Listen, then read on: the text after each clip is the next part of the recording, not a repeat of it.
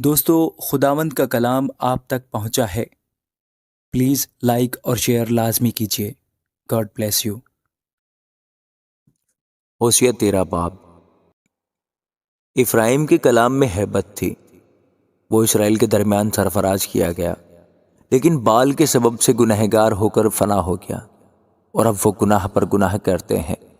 انہوں نے اپنے لیے چاندی کی ڈھالی ہوئی مورتیں بنائیں اور اپنی فہمید کے مطابق بت تیار کیے، جو سب کے سب کاریگروں کا کام ہے۔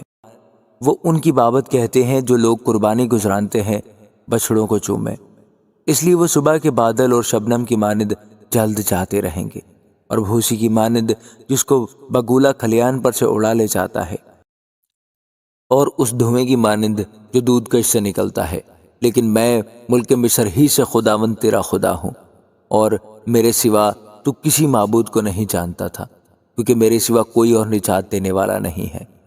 میں نے بیابان میں یعنی خشک زمین میں تیری خبر گیری کی۔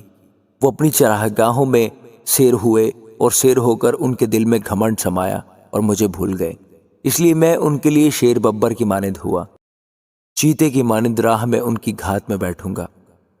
میں اس ریچھنی کی مانند جس کے بچے چھن گئے ہوں ان سے دو چار ہوں گا، اور ان کے دل کا پردہ چاک کر کے شیر ببر کی طرح ان کو وہیں نکل جاؤں گا۔ دشتی درندے ان کو پھاڑ ڈالیں گے۔ اے اسرائیل، یہی تیری ہلاکت ہے کہ تو میرا یعنی اپنے مددگار کا مخالف بنا۔ اب تیرا بادشاہ کہاں ہے کہ تجھے تیرے سب شہروں میں بچائے، اور تیرے قاضی کہاں ہیں جن کی بابت تو کہتا تھا کہ مجھے بادشاہ اور عمرہ عنایت کر؟ میں نے اپنے قہر میں تجھے بادشاہ دیا اور غضب سے اسے اٹھا لیا۔ افرائیم کی بد کرداری باندھ رکھی گئی، اور اس کے گناہ ذخیرہ میں جمع کیے گئے۔ وہ گویا درد ذہ میں مبتلا ہوگا، وہ بے دانش فرزند ہے۔ اب مناسب ہے کہ ولادت گاہ میں دیر نہ کرے۔ میں ان کو پاتال کے قابو سے نجات دوں گا، میں ان کو موت سے چھڑاؤں گا۔ اے موت، تیری وبا کہاں ہے؟ اے پاتال، تیری ہلاکت کہاں ہے؟ میں ہرگز رحم نہ کروں گا۔ اگرچہ وہ اپنے بھائیوں میں برآمد ہو تو بھی پوربی ہوا آئے گی۔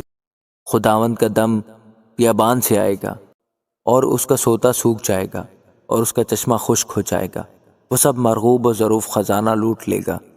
سامریہ اپنے جرم کی سزا پائے گا، کیونکہ اس نے اپنے خدا سے بغاوت کی ہے۔